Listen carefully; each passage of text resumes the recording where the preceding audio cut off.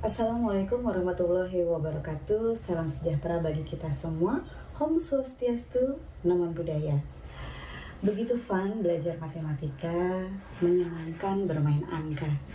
Perkenalkan, nama saya Dian Satria, guru dari SMP Negeri 230 Jakarta. Alhamdulillah pandemi COVID di Indonesia lambat laun mulai berkurang. Semua kegiatan sudah mulai banyak dilakukan oleh masyarakat. Pemerintah pun sudah mulai memperbolehkan sekolah-sekolah dibuka. Termasuk sekolah kami yang sudah dimulai PTMT dari tanggal 8 Oktober 2021. Tentunya dengan keterbatasan dan pengawasan yang cukup ketat dari Dinas Pendidikan Provinsi DKI Jakarta. Dalam pembelajaran PTMT, pembelajaran tatap muka terbatas ini, tentunya saya sebagai guru harus banyak mempersiapkan hal-hal untuk pembelajaran agar tidak terjadi learning loss. Apa sih learning loss itu? Learning loss adalah hilangnya kesempatan peserta didik di sekolah yang diakibatkan pada penurunan penguasaan kompetensi peserta didik dikarenakan faktor tertentu. Pada kasus ini dikarenakan adanya pandemi COVID-19. Agar tidak terjadi learning loss, maka metode pembelajaran yang saya gunakan adalah metode blended learning, di mana metode blended learning merupakan sistem pembelajaran dengan mengkombinasikan pembelajaran tatap muka dan pembelajaran online. Jenis blended learning yang saya gunakan adalah jenis flipped classroom, di mana terjadi dua kegiatan secara online dan offline. Secara online, peserta didik diberikan materi secara daring oleh guru, sedangkan kegiatan pembelajaran offline, peserta didik menyelesaikan soal-soal di dalam kelas dengan bimbingan guru berkaitan dengan materi yang telah disampaikan secara daring. Oleh sebab itu, kegiatan online, saya menyampaikan materi secara online, saya gunakan yang pertama menggunakan Zoom Meeting, seperti berikut. Kita akan mulai pembelajaran kita hari ini, anak-anakku. Hari ini kita kembali belajar matematika.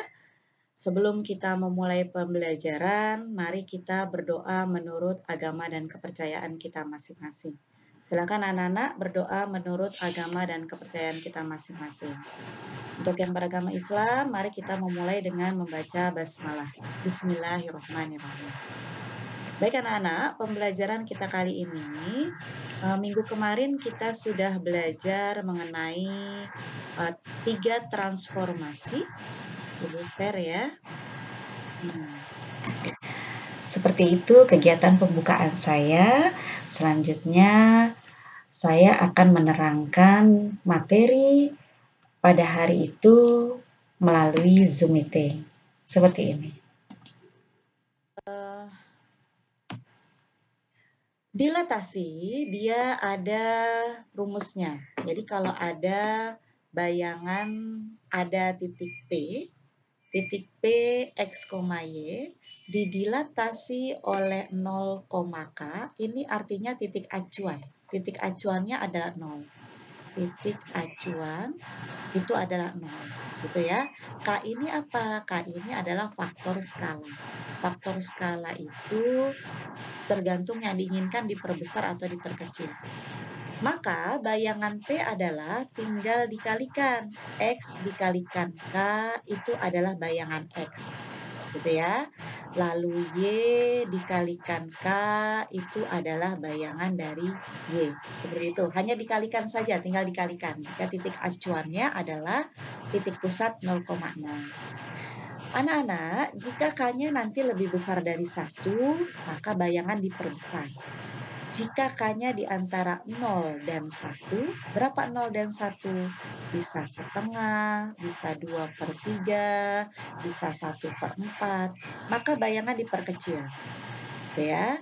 Jika K-nya di antara negatif 1 dan 0, maka bayangannya juga diperkecil. Apa bedanya? Dia tidak sepihak, jadi dia di bawahnya, kebalikannya. Maksudnya sepihak seperti apa? Seperti ini. dia langsung ke atas. Ini sepihak. Ini gambar sepihak. Berarti K-nya lebih besar dari 1. Itu ya. Jadi diperbesar. Diperbesar. Nah, kalau ini dari benda yang hijau ke benda yang kuning, dia diperbesar dengan K lebih besar dari 1. Jadi dilatasi ini adalah bendanya memperbesar bayangannya dengan faktor skala. Baik anak-anak, kita mulai contohnya saja menentukan hasil dilatasi. Koordinat bayangan titik C adalah 9,6. 9,6 dengan dilatasi titik pusatnya adalah 0 dengan faktor skala adalah 1/3. Saya punya C adalah 9,6 ya. Lalu saya dilatasi 0,1/3 seperti itu. Maka bayangan C adalah tinggal dikali 9 kali negatif 3. Oke, maka hasilnya 9 dikali negatif 1/3, lalu negatif 6 dikalikan negatif 1/3. Gitu.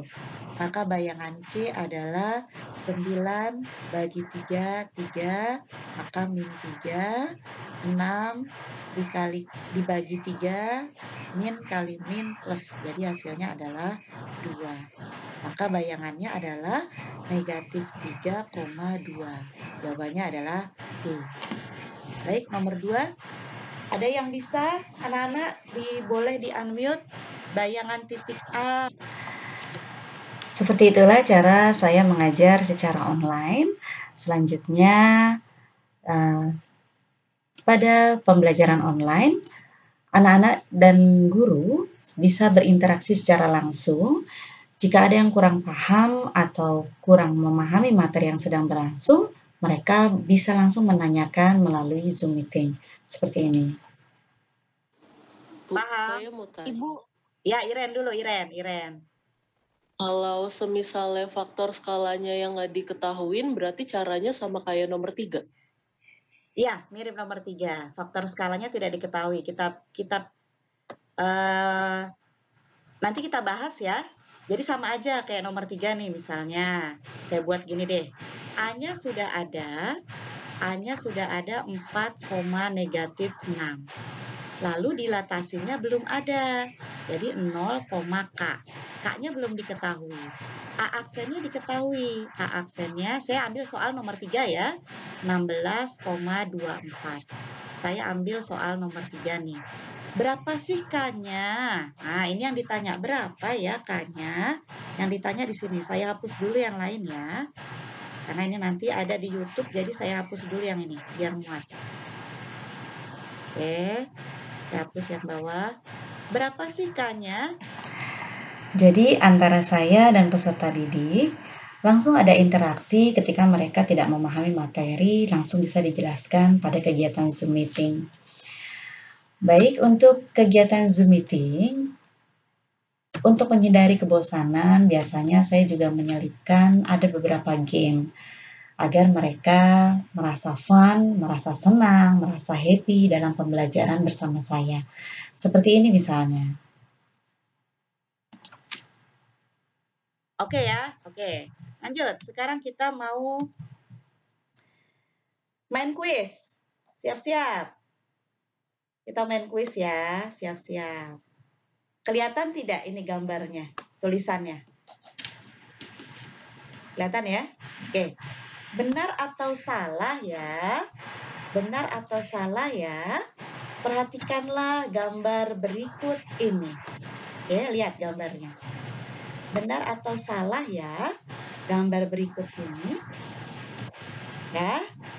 Jika benar, kalian pegang hidung kalian. Jika salah, kalian pegang telinga. Dah, pertanyaannya adalah siap-siap ya, siap-siap. Bilqis, on kamera. Oke, lanjut. Pertanyaannya adalah, gambar di bawah ini merupakan dilatasi atau bukan? Benar atau salah? Dilatasi atau bukan? Jadi gambar di bawah ini adalah dilatasi. Benar atau salah? Kita hitung ya. 3, 2, 1. Telinga. Kalau benar, pegang hidung. Kalau salah, pegang telinga. Bilqis, telinga apa hidung? Oh, telinga. Oh ya, oke. Sudah kelihatan semua. Benar atau salah? Kebanyakan benar. Kebanyakan salah. Seperti itulah cara saya agar pembelajaran lebih menyenangkan dan mereka lebih tertarik. Selanjutnya, saya menutup pembelajaran dengan membaca doa dan untuk diberikan matematika. Baik anak-anak, terima kasih atas kehadirannya. Jadikanlah setiap tempat sebagai sekolah dan jadikan setiap orang sebagai guru. Terima kasih anak-anak. Jangan lupa belajar, mari kita berdoa menurut agama dan kepercayaan kita masing-masing.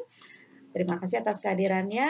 Alhamdulillahirabbil alamin. Wassalamualaikum warahmatullahi wabarakatuh. Terima kasih anak-anak. Assalamualaikum. Jangan lupa dikerjakan. Terima kasih, Bu. Oke. Demikianlah penyampaian materi saya secara online. Ketika secara online pun saya lakukan melalui channel YouTube. Anak-anak bisa melihat YouTube saya atau melalui WA Group untuk komunikasi kami di kelanjutannya. Selanjutnya adalah kegiatan offline yang saya lakukan pada kegiatan offline. Tentunya anak-anak atau peserta didik saya berikan soal-soal dan mereka menyelesaikannya di dalam kelas ketika pembelajaran tatap muka terbatas dilakukan. Yang pertama saya lakukan adalah sedikit menyampaikan apa yang sudah saya sampaikan pada kegiatan offline, materi yang telah saya sampaikan. Sepintas saja agar mereka lebih mengingat lagi. Setelah itu saya memberikan soal-soal, lalu mereka mengerjakannya dan saya membimbing mereka tentunya. Setelah itu, peserta didik diminta untuk mempresentasikan hasil pekerjaan mereka sehingga peserta didik lain bisa lebih memahami lagi dan mereka bisa tahu apakah soal-soal yang sudah mereka kerjakan sudah benar atau belum. Seperti itulah kegiatan yang saya lakukan pada pembelajaran PTMT yang saya gunakan adalah blended learning. Evaluasi pembelajaran saya lakukan anak-anak atau peserta didik bisa mengirimkannya ke Google Classroom sesuai jadwal yang telah saya berikan. Atau biasanya juga saya menggunakan Office 365 untuk soal-soal pilihan ganda. Demikianlah video dari saya. Terima kasih atas perhatiannya. Wassalamualaikum warahmatullahi wabarakatuh.